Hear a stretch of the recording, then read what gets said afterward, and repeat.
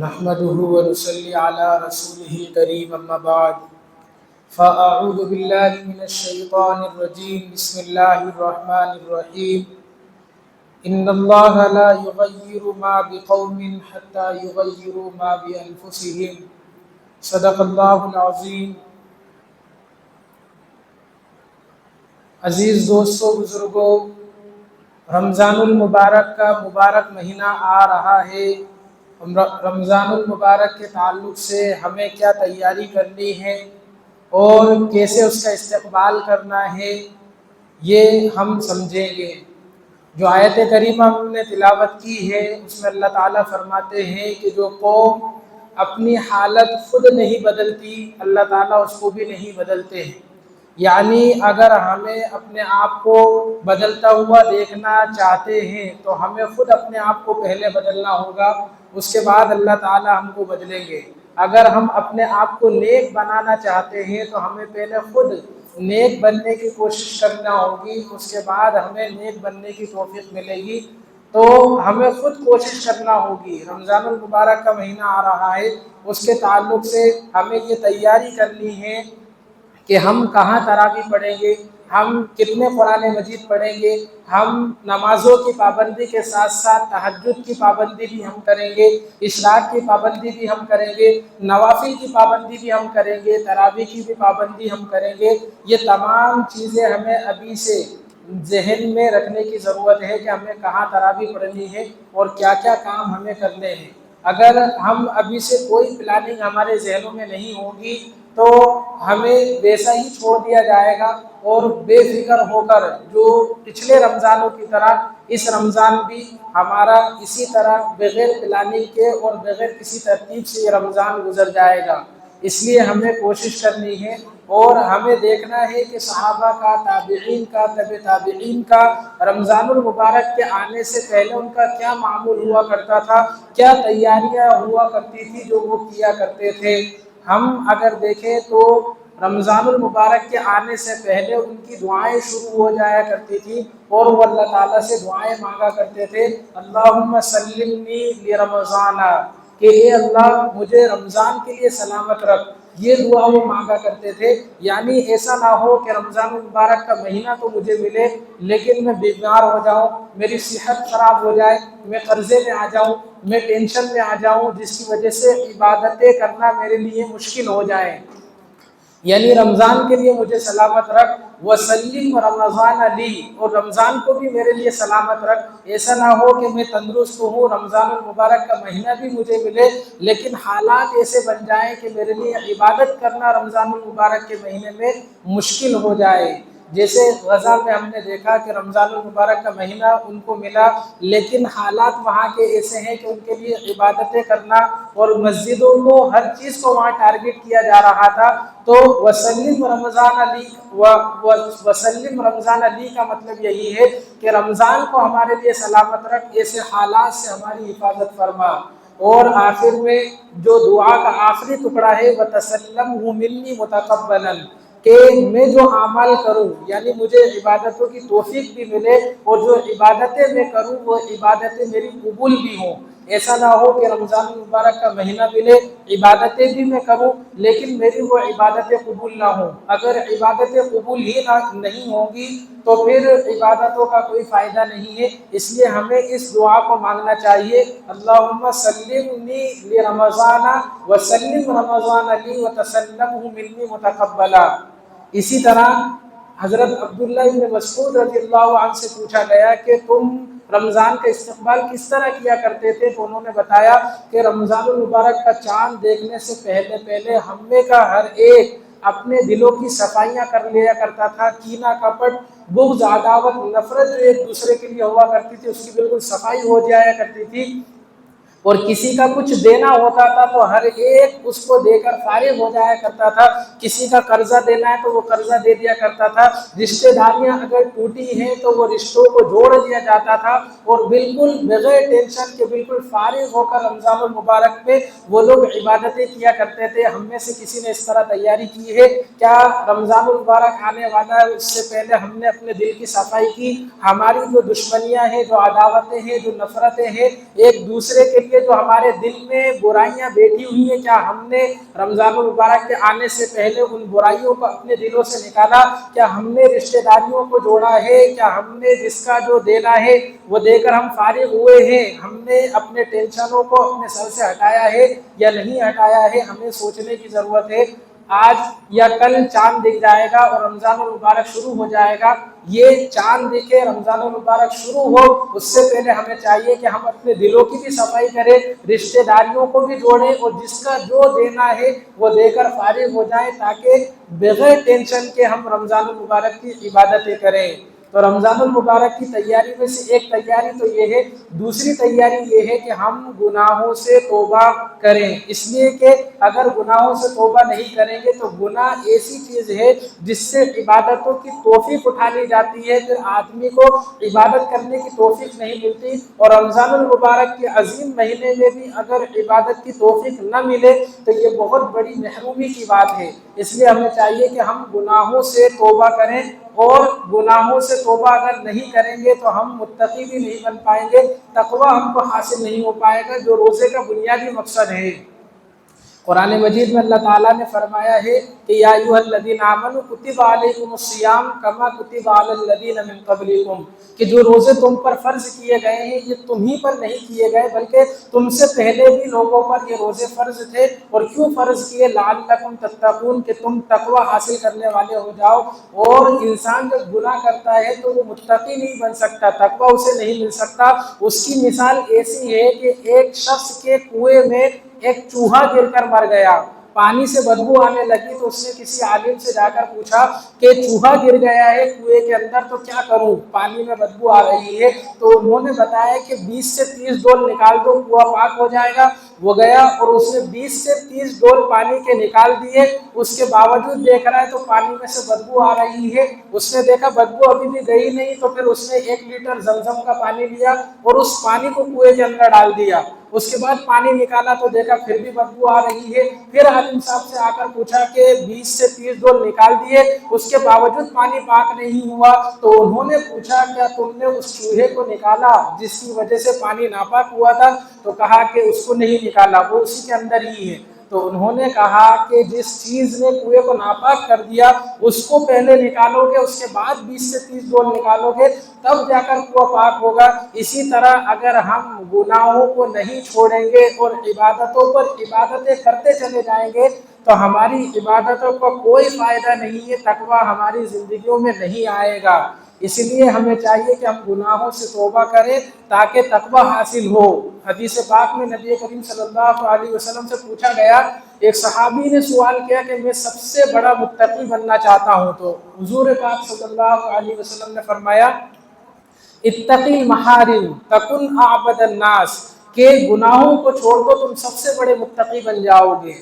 تو متقی اگر بننا ہے، تقویٰ اور پرہیزگاری اپنے اندر لانا ہے، تو سب سے بنیادی چیز یہ ہے کہ گناہوں سے توبہ کرے۔ دوسرے نمبر پر ہمیں کیا کرنا ہے؟ رمضان المبارک کا جو مہینہ ہے یہ بہت شکر کا مہینہ ہے، یہ اللہ تعالیٰ کا فضل احسان ہے کہ وہ ہمیں رمضان المبارک دے رہا ہے، ورنہ ہمارے کتنے ہی دوست و احباب ایسے ہیں جو پچھلے رمضان ہمارے ساتھ تھے، آج اس رمضان میں وہ ہمارے ساتھ نہیں ہوں گے۔ اس کی ہمیں قدر کرنی ہے، اللہ تعالیٰ کا شکر ادا کرنا ہے کہ وہ اللہ تعالیٰ یہ عظیم نعمت ہمیں دے رہا ہے۔ اور رمضان المبارک کا مہینہ مل جانا، 1 سال کا مل جانا، یہ بہت بڑی نعمت ہے۔ کتنی بڑی نعمت ہے، نبی کریم صلی اللہ علیہ وسلم کے زمانے میں 2 صحابہ اکرام ایک ساتھ مسلمان ہوئے، ایک ساتھ مسلمان ہونے کے باوجود ایک صحابی جنگ میں گئے اور جنگ میں جا کر وہ شہید ہو گئے، دوسرے صحابی 1 سال تک زندہ رہے، اس کے بعد بستر پر ان کا انتقال ہوا۔ تو پھر کسی تیسرے صحابی نے دیکھا خواب میں کہ دونوں صحابہ اکرام حشر کے میدان میں کھڑے ہوئے ہیں اور ایک فرشتہ آتا ہے جن کا 1 سال کے بعد انتقال ہوا، ان کو پہلے بلا کر جنت میں لے جاتا ہے، اور پھر کچھ دیر کے بعد جو شہید صحابی تھے ان کے لیے بلاوا آتا ہے، پھر ان کو لے جایا جاتا ہے۔ تو یہ جو صحابی تھے دیکھنے والے بہت زیادہ حیران ہوئے کہ شہید کا مرتبہ تو اتنا بڑا ہے کہ خون کا قطرہ گرنے سے پہلے اللہ تعالیٰ اس کی بخشش کر دیتے ہیں، مغفرت کر لیتے ہیں، اتنا بڑا مرتبے والا شخص موجود ہے، اور دوسری طرف وہ شخص موجود ہے جس کا انتقال بستر پر ہو رہا ہے، اس کو پہلے لے جایا جا رہا ہے، اور جو شہید ہو رہا ہے اسے بعد میں لے جایا جا رہا ہے۔ انہیں بہت زیادہ تعجب ہوا تو یہ نبی کریم صلی اللہ علیہ وسلم کی خدمت میں حاضر ہوئے، اور حاضر ہو کر اپنے پورے خواب کو بتایا کہ میں نے ایسا ایسا دیکھا، آخر کیا وجہ ہے کہ شہید کو بعد میں لے جایا جا رہا ہے اور جن کا بستر پر انتقال ہوا انہیں پہلے لے جایا جا رہا ہے۔ نبی کریم صلی اللہ علیہ وسلم نے فرمایا کہ تم دیکھتے نہیں ہو 1 سال زندہ رہنے کی وجہ سے ان کی نیکیاں ان سے کتنی زیادہ ہو گئی ہیں، 1 سال کی پوری نمازیں ان کی زیادہ ہو چکی ہیں، 1 مہینے کے پورے رمضان کے روزے ان کی کتنے زیادہ ہو چکے ہیں۔ ایسے کتنے رمضان ہیں جو اللہ تعالیٰ ہمیں دے رہے ہیں، دیتے آ رہے ہیں، تو ہمیں اس کی کتنی قدر کرنے کی ضرورت ہے اور اسے کس طرح گزارنے کی ضرورت ہے۔ ہمیں رمضان المبارک کو اس طرح گزارنے کی ضرورت ہے کہ اللہ تعالیٰ دیکھے تو اللہ تعالیٰ کو پیار آ جائے کہ میرا بندہ یہ جنت کو پانے کے لیے، مجھے راضی کرنے کے لیے کتنی محنت کر رہا ہے۔ اگر ہم یوں ہی غفلت میں گزار دیں گے جس طرح دیگر رمضان ہمارے گزر گئے، تو ہمارے لیے آخرت میں پچھتاوے کے سوا کچھ نہیں ہوگا۔ حدیث پاک میں نبی کریم صلی اللہ علیہ وسلم سے پوچھا گیا کہ بدترین شخص کون ہے؟ نبی کریم صلی اللہ علیہ وسلم نے فرمایا کہ جس کی عمر لمبی ہو اور اعمال اچھے نہ ہو، قال عمر وساء عمل، کہ جس کو عمر لمبی دی گئی ہو لیکن نامہ اعمال میں نیکیاں نہ ہو، نامہ اعمال میں گناہ بھرے ہوئے ہیں، تو ایسا شخص سب سے زیادہ بدترین ہے۔ تو ہمیں بالکل غفلت اور کوتاہی نہیں برتنی ہے۔ شیطان کوتاہیوں کی نئی نئی اسکیمیں ہمارے ذہن میں ڈالتا ہے کہ ابھی کیا ضرورت ہے، ابھی تو بہت وقت باقی ہے، ابھی تو ہم جوان ہیں، بعد میں ہم داڑھی رکھ لیں گے، ابھی تو ہم جوان ہیں، بڑھاپے میں آ کر یہ کوئی نیک کام کر لیں گے۔ اس طرح کی مثالیں دے دے کر وہ ہمارے ذہن میں باتوں کو ڈالتا ہے۔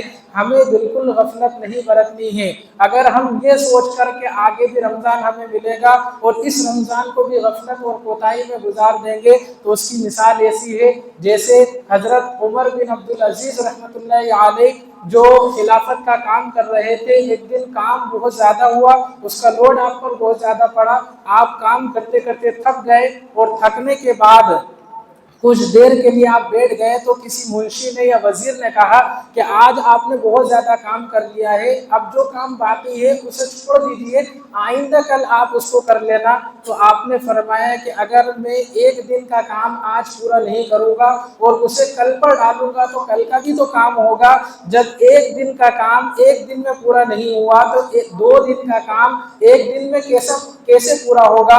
اسی طرح اگر ہم اس رمضان کی ذمہ داریاں اگلے رمضان پہ ڈال دیں گے تو اس رمضان کی بھی تو ذمہ داریاں ہوں گی۔ کیا جو صحت ہماری آج باقی ہے آئندہ رمضان میں بھی رہے گی؟ کیا ہم تندرست اس رمضان میں ہیں تو آئندہ بھی رہیں گے؟ کیا ہم فارغ ہیں، فراغت کا وقت ہمارے پاس ہے، آئندہ رمضان بھی رہے گا، ہم مشکلات میں دوچار نہیں ہوں گے؟ اس کی کوئی گارنٹی ہے؟ جب اس کی کوئی گارنٹی نہیں ہے تو بالکل غفلت برتنے کی ضرورت نہیں ہے۔ یہ بہت شکر گزاری کا مہینہ ہے جو اللہ تعالیٰ ہمیں دے رہے ہیں، اس کی ہمیں قدر کرنی ہے۔ یہ ہمارے امتحان کا مہینہ ہے۔ آپ طالب علم کو دیکھیے، 11 مہینے وہ پڑھتا ہے، پھر امتحان آتا ہے، اور امتحان 10-12 دن کا ہوتا ہے، لیکن 10-12 دن میں جو طالب علم کی حالت ہوتی ہے وہ بالکل بدل جاتی ہے، اسے کھانے پینے کی کوئی پرواہ نہیں ہوتی، بس ایک ہی کوشش رہتی ہے کہ میں امتحان میں کسی طریقے سے پاس ہو جاؤں، اس لیے کہ اگر امتحان میں کامیاب ہو گیا تو پھر میرے لیے خوشیاں ہی خوشیاں ہیں۔ تو یہ رمضان المبارک کا مہینہ ہمارے امتحان کا مہینہ ہے۔ 11 مہینے ہم نے جیسے بھی گزارے ہیں، اس ایک مہینے کو اگر ہم نے اچھے سے گزار لیا تو پھر یہ ہمارے لیے آخرت کو سنوار دے گا۔ اور قرآن مجید میں ملتا ہے کہ جب نامہ اعمال دائیں ہاتھ میں ملے گا تو انسان خوشی خوشی کہے گا ہاں اقرؤ کتابیہ انی ظننت انی ملاق حسابیہ، کہ مجھے تو امید تھی میرا نامہ اعمال مجھے دائیں ہاتھ میں ملے گا، اور لو میرا نامہ اعمال پڑھ لو۔ جب طالب علم کا رزلٹ اچھا آتا ہے تو وہ ہر ایک کو دکھاتا ہے کہ دیکھو میرے پرسنٹ کتنے اچھے بنے ہیں، کتنے اچھے مجھے نمبر ملے ہیں۔ لیکن یہی طالب علم اگر فیل ہو جائے، نمبر برے ملے، تو پھر وہ لوگوں سے چھپتا پھرتا ہے، اپنی مارک شیٹ کو چھپا دیتا ہے۔ ٹھیک اسی طریقے سے اگر ہم نے رمضان المبارک کو اچھے سے نہیں گزارا تو ہمارے نامہ اعمال جب ہمیں دیا جائے گا تو ہم اسے چھپا رہے رہے ہوں گے ہم کسی کو دکھانے کے قابل نہیں ہوں گے۔ اس لیے ہمیں چاہیے کہ یہ جو امتحان کا مہینہ ہمیں دیا جا رہا ہے ہم اس کی صحیح قدر کریں۔ اور بعض لوگ تو بڑی نا امیدی میں مایوسی میں کہ اللہ تعالیٰ ہماری کہاں سنتے ہیں، کہاں ہمیں اتنا صحیح اور عبادت کرنے کی ضرورت ہے۔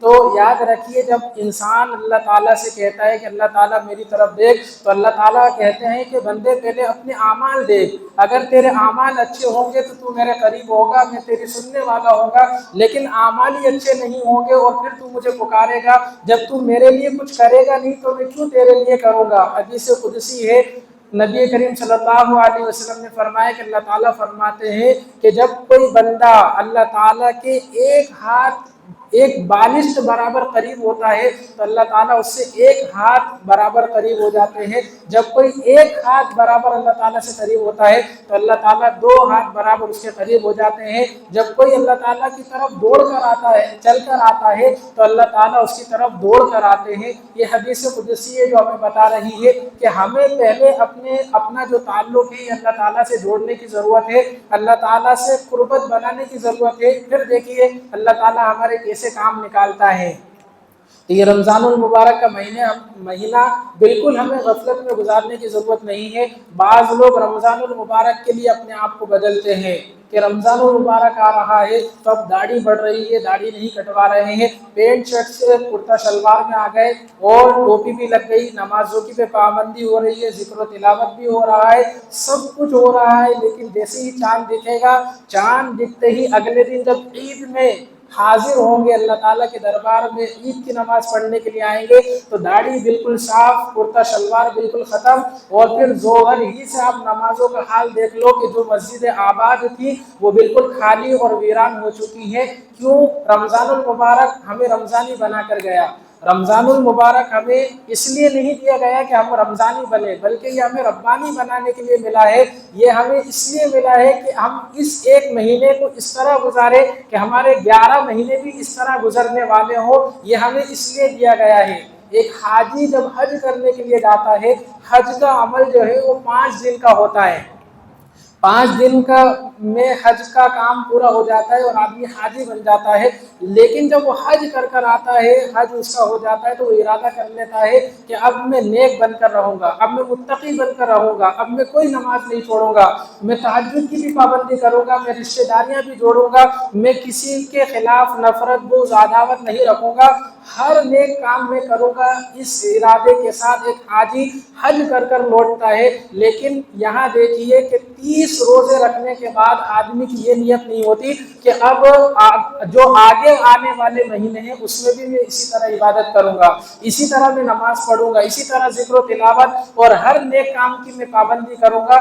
30 روزے مل جانے کے باوجود آدمی کی نیت نہیں ہو رہی ہے، یہاں 5 دن میں آدمی حج کر آ رہا ہے، اس نیت اور ارادے سے آ رہا ہے، اور 30 روزے ملنے کے بعد بھی اگر ہماری نیت یہ نہیں ہو رہی ہے تو سوچئے کہ ہماری سوچ کیا ہو گئی ہے، ہم کیوں ارادہ نہیں کر رہے۔ ہم رمضان کو میں رمضانی بننے کے لیے نہیں بلکہ ربانی بننے کے لیے ہمیں رمضان مل رہا ہے، تو ہمیں اس کی اسی طرح قدر کرنی چاہیے۔ یہ سیزن کا مہینہ ہے، جس طرح سیزن ہوتا ہے آدمی کا، تو سیزن میں اسے کوئی فکر نہیں ہوتی کھانے پینے کی، بس ایک ہی دھن سوار رہتی ہے کہ میں سیزن کر لوں، پھر باقی دن میں آرام سے بیٹھ کر کھاؤں گا۔ اس لیے کہ اگر سیزن میں نے غفلت کری تو پھر کیا ہوگا کہ آڑے دنوں میں میرے لیے مشکل ہو جائے گی۔ ہر سیزن والا اس اپنے سیزن کی فکر کرتا ہے کہ یہ رمضان المبارک کا مہینہ یہ سیزن کا مہینہ ہے، یہ نیکیوں کے کمانے کا مہینہ ہے، ایسا موقع بار بار نہیں ملے گا۔ کتنا ثواب ایک ایک نیکیوں پر بڑھا دیا جاتا ہے، حدیث میں 70 سے 700 گنا تک کا ثواب ملتا ہے، اور 1000 تک کا ثواب بتایا جاتا ہے کہ ایک نماز پر 1000 نمازوں کا ثواب بھی ملتا ہے۔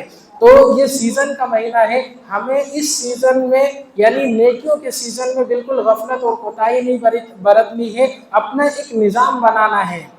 جیسے سیزن میں آدمی نظام بناتا ہے کہ مجھے اتنے وقت سے اتنے وقت تک یہاں رہنا ہے، تو ہمیں بھی ایسا نظام بنانا ہے کہ مجھے اتنے وقت تک تلاوت کرنی ہے، اتنی نمازیں پڑھنی ہے، تراویح کے ساتھ ساتھ اور چیزوں کو بھی مجھے کرنا ہے۔ تو یہ سیزن کا مہینہ ہے، اور یہ اللہ تعالیٰ سے تعلق جوڑنے کا مہینہ ہے، اور یہ اپنے ایمان کو تازہ کرنے کا مہینہ ہے۔ اس کی مثال ایسی ہے کہ موبائل ہم یوز کرتے ہیں تو اس کی بیٹری یوز کرنے کی وجہ سے کم ہوتی جاتی ہے یہاں تک کہ بالکل لو ہو جاتی ہے، ختم ہونے کے قریب ہو جاتی ہے۔ اب اس کو دوبارہ چارج کرنے کی ضرورت ہوتی ہے۔ اگر موبائل کو ہم چارج نہیں کریں گے تو موبائل بند ہو جائے گا، اس لیے ہم اس کو چارج میں لگاتے ہیں۔ تو یہ رمضان المبارک کا مہینہ یہ ہماری بیٹری کے چارج کا مہینہ ہے۔ جس طرح بیٹری آدھے گھنٹے میں 1 گھنٹے میں چارج ہونے کے بعد 24 گھنٹے 12 گھنٹے 18 گھنٹے ساتھ دیتی ہے، اسی طرح اس ایک مہینے میں اگر ہم نے اپنے ایمان کی بیٹری کو چارج کر لیا تو یہ ہماری بیٹری 11 مہینے ہمارا ساتھ دے گی۔ تو یہ ہمارے ایمان کو تازہ کرنے کا مہینہ ہے، اور اسی طرح اللہ تعالیٰ سے تعلق کو بہت زیادہ تیزی کے ساتھ جوڑنے کا مہینہ ہے۔ اس کی مثال ایسی ہے کہ ہم اگر سفر کرتے ہیں، اگر ہمارا بس سے سفر ہے تو ہم بس اسٹینڈ پر بالکل ٹائم پر پہنچتے ہیں کہ اگر 2 بجے بس جائے گی تو ہم 2 بجے پہنچیں گے۔ کیوں؟ اس لیے کہ اگر بس چلی بھی گئی تو ہم اسے فون لگا کر آواز دے کر روک سکتے ہیں، لیکن یہی سفر اگر ہمارا ٹرین کا ہے تو ہم 2 بجے کے بجائے 1:45 بجے پہنچیں گے۔ کیوں؟ اس لیے کہ اگر ٹرین چلی گئی تو پھر ہم اسے روک نہیں سکتے، اور یہی سفر اگر ہمارا ہوائی جہاز کا ہو، پلین کا ہو، تو ہمیں پھر 2 گھنٹے پہلے وہاں پہنچنا پڑتا ہے۔ کیوں؟ کیونکہ یہ سواریاں تینوں سواریاں ہیں، لیکن ہر ایک کی رفتار میں فرق ہے، اور ہر ایک منزل مقصود پر پہنچانے میں بہت زیادہ تیزی سے کام لیتی ہے کہ ہوائی جہاز سے آپ 1 گھنٹے میں بہت لمبا سفر کر سکتے ہیں، ٹرین سے 2 گھنٹے میں وہی سفر ہو سکتا ہے، اور بس سے 4 گھنٹے میں۔ تو اس فرق کی وجہ سے ہمارے ٹائم میں فرق آیا۔ تو رمضان المبارک کا جو مہینہ ہے یہ بہت تیزی کے ساتھ ہمارے تعلق کو اللہ تعالیٰ سے جوڑنے والا مہینہ ہے۔ یہی وجہ ہے کہ رمضان المبارک سے پہلے ہی نبی کریم صلی اللہ علیہ وسلم کا معمول تھا کہ وہ شعبان ہی سے رمضان المبارک کی تیاریاں کیا کرتے تھے۔ تو ہمیں چاہیے کہ ہم رمضان کا انتظار نہ کریں، یہ جو 1-2 دن بچے ہیں اس سے ہی ہم اپنی تیاریوں میں لگ جائیں اور خاص عبادت کا اہتمام کریں۔ اللہ تعالیٰ ہم تمام کو رمضان المبارک کی صحیح قدردانی کی توفیق عطا فرمائے، اور اس کا جو حق ہے وہ حق ہمیں ادا کرنے کی توفیق عطا فرمائے۔ 2 اعلان کرنا ہے کہ ہر سال کی طرح اس سال بھی مدر